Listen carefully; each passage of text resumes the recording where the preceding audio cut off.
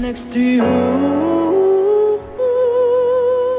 Nagpakitang gilas kanina sa programang unang hirit ang Europop Singing Contest winner na si Ryan Richard Tamundong.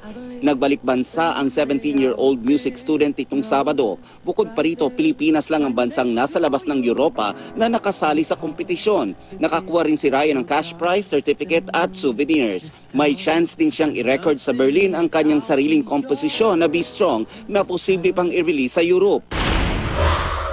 Sa unang pagkakataon, nakasungkit ng back-to-back titles ang Pilipinas sa Miss Earth pageant. Matapos maiuwi ng ating pambatong si Angelia Ong ang korona sa katatapos lang na Miss Earth 2015. Nangibabaw ang ganda ni Angelia sa 80 kandidata ng kompetisyon. 2014 nang makuha rin ng Pilipinang si Jamie Harrell ang Miss Earth title. Isa sa mga nagpaangat sa ganda ni Angelia ang kanyang winning answer sa question and answer portion. Idinaos ang Miss Earth 2015 sa Vienna, Austria.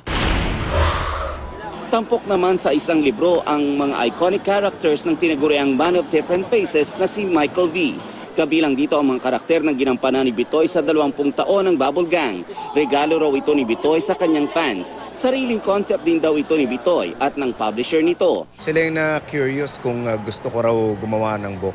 Sabi ko yes, pero mabigat yung gusto kong gawin.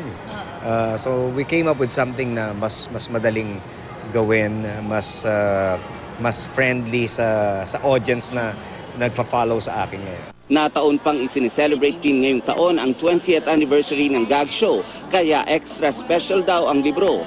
Ano nga ba ang sikreto ni Bitoy? Sabi ko bukod sa swerte siguro, yung sikap at yung tiyaga ako na magbigay talaga ng kasiyahan sa mga tao. Yung passion mo for what you do, tsaka for the art itself, for the industry. Nelson Canlas, GMA News.